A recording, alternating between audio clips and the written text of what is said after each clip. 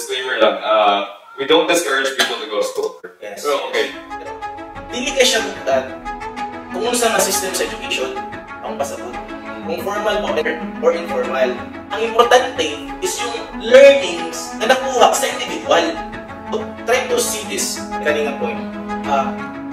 Daghan kayo ang nailahan nga professionals.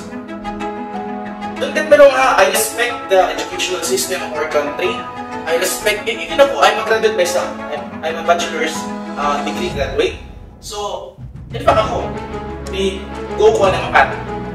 But it doesn't mean that it's a requirement, na formal education na yung requirement or yung need for you to be able to say or para makita sa uban na ikaw is high value individual.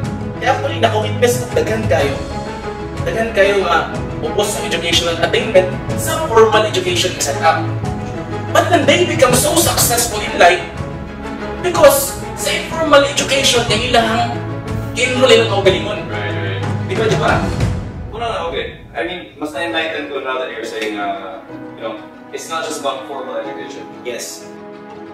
Shout out sa talang mga kailan ako kinsa mo, that became so successful in life, became a man of value through the educational attainment na inyong pili.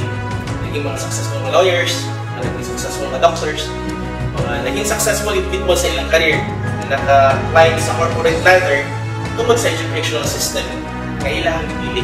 But balik ko na po, para po sa mga walay chance or nalang story na yung mga circumstances sa kinabuhi na life is so hard for them to be able to attain that path kana sa formal education system.